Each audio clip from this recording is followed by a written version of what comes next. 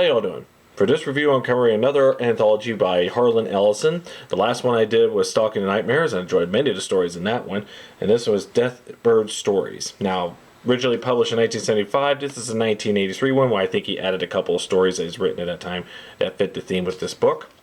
So, I heard about this one, this collection through the documentary of Harlan Ellison's Dreams with Sharp Teeth, where when he was winning awards, I think his agent was, talking about a phone call he had about Deathbird stories and in Mongolian. So, just watch the documentary to see what I mean. So, a series of short stories all working on a theme about gods, or should I say the new gods. This, in the back here, talks of a section of the introduction you will read here. Let me read it for you. When belief in a god dies, the god dies. When the last acolyte renounces his faith and his lost content sinks beneath the waves, the gods he feared become mere mist and memory. Then new lands and new beliefs hold sway, and a new and powerful gods rule the world. These are stories of the gods we worship today, the grimoires and necronomicons of the gods of the freeway, of the ghetto blacks, of the coaxial cable, the pain god, and the rock god, and the god of neon. Gods that live in the city streets and slot machines.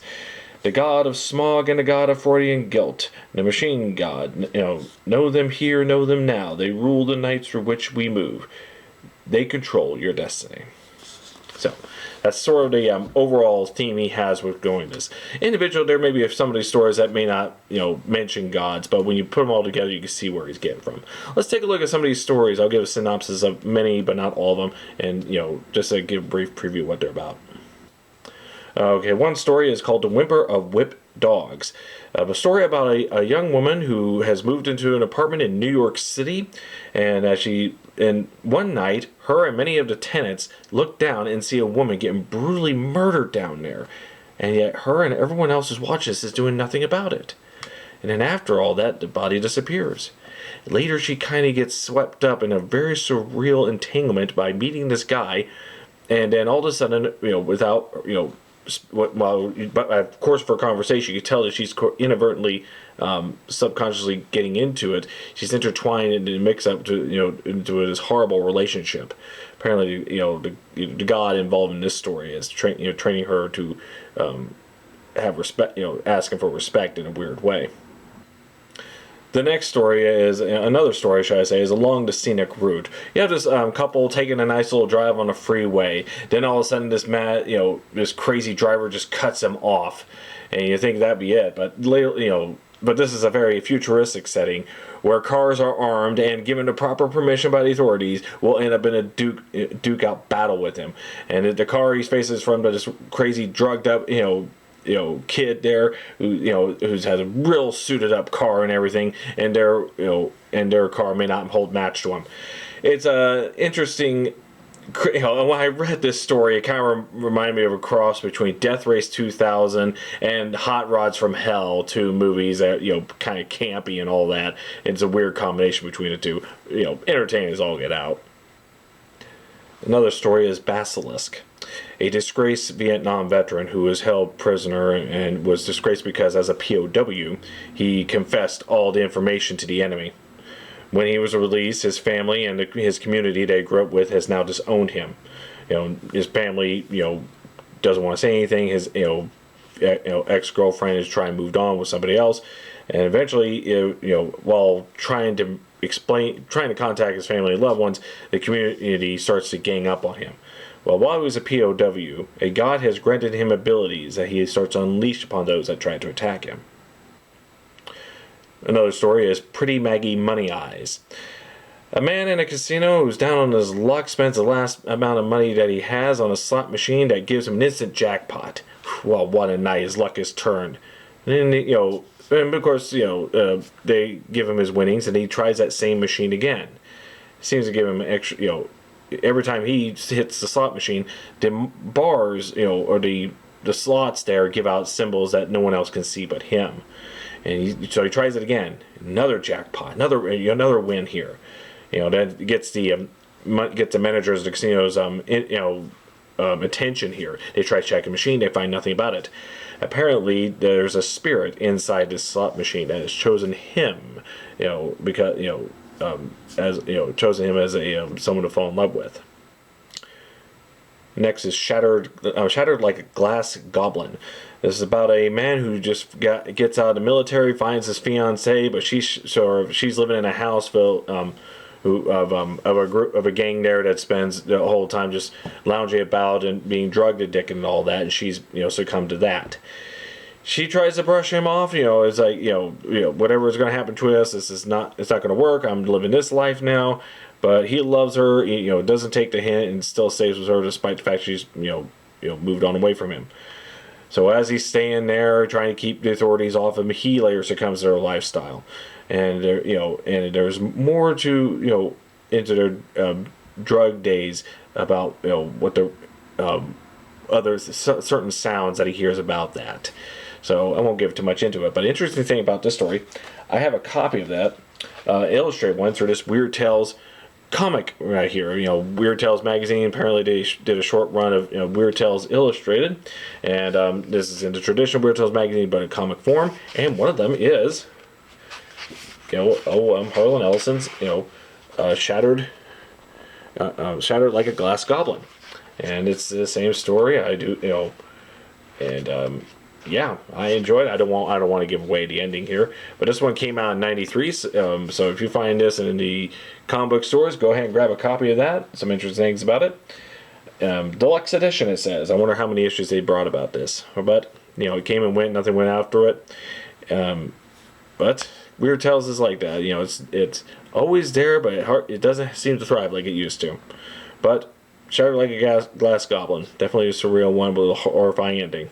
Might give you a kick off the drug habit.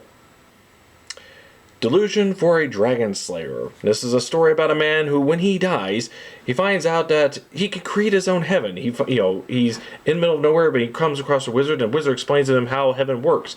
Heaven is everything that can be a paradise, provided you can live up to it. So what is it? So he ends up trying to earn his heaven, and the question is, does he live up to it? The Face of Helene Bornau.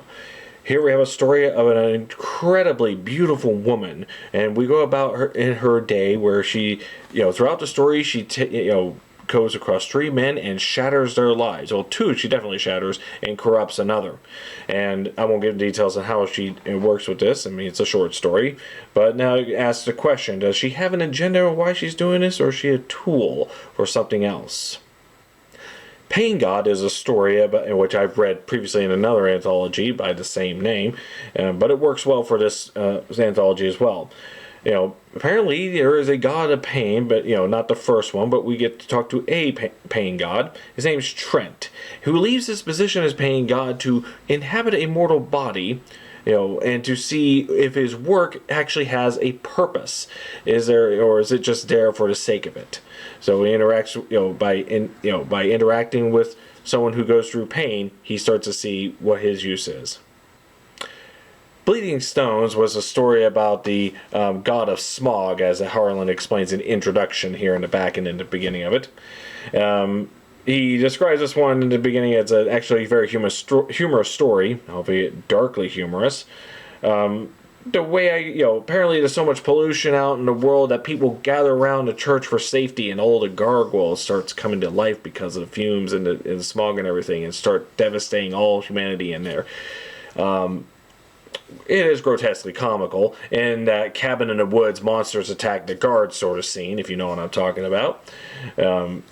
As I say, humorous, yes, but a very dark sense. The last story I'll cover here for this review is Ernest and the Machine God.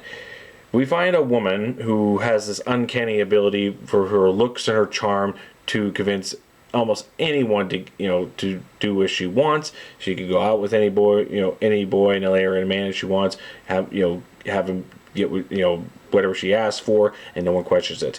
Until she came across a government agent with a similar ability of hers, and in that conflict, she steals a car and runs off as far as she can, trying to outrace them. But her car breaks down in a small hick town, and having no help from the local mechanics of the area, to fix her car, they later get a man, Ernest, a very unusually proportioned man, with a childlike mentality, but a gift given to him by a machine god. And so he fixes her car miraculously. Impressed by what she can do, she figured, can she seduce this one? And what would the machine god think when this woman has taken his chosen one's innocence? Well, there you have it. There's a synopsis of some of the stories there that you find in this anthology here. Other stories I didn't talk about: On the Downhill Side, O Ye of Little Faith, Neon, Corpse. Let's see, At the Mouse Circus, A Place with No Name, Rock God, Adrift just off the islets of Langhorns, latitude 38 degrees 54 minutes north, longitude 74 degrees 0 minutes 13 seconds west, and Deathbird. That adrift just off the islets of Langhorns. I read that story in an anthology that Harlan Ellison edited, The Ultimate Werewolf, which I reviewed a few years ago. So it's kind of related to Wolfman. In fact, the main character is Talbot from the original Universal Wolfman. It's an interesting little oddball story. But again, all these have the theme of the new gods arising and how they work after the old ones die. Now, of course, this is not a new theme here. I mean, I've read it, of course, Neil Gaiman takes a similar theme, writes a novel, American Gods, working on a similar premise, but he does his own thing with it. He didn't copy anything from that, but just works on similar themes. It's nothing new. But again, I do enjoy this anthology here. A lot of good stories, although granted, doesn't hit me as some of the stories in Stalking Nightmare, but still worth a read. I definitely like Along the Scenic Route. Let's see, Shatter Like a Glass Goblin, which, it's nice to have the original one of here. But some of some of them do get pretty horrifying. Some of them are very surreal. You have to be prepared with that. He is a fantasist, and he talks about the human condition of people who go through these. So there you go, Harlan Ellison's Deathbird stories. When it comes to Harlan Ellison, if you're not sure which to read, doesn't reviews like this. But I would say just pick one and read it. Don't go with any preconceptions and just give it a shot. Give it a test run. And if you like it, just go next. If you ask me, I would say definitely go with Stalking Nightmare. A lot of good stuff in that one. But I have a few other anthologies of Harlan Ellison I may cover over time. But right now, this is it. Deathbird Stories, Harlan Ellison. Thank you all for watching. You have a nice day.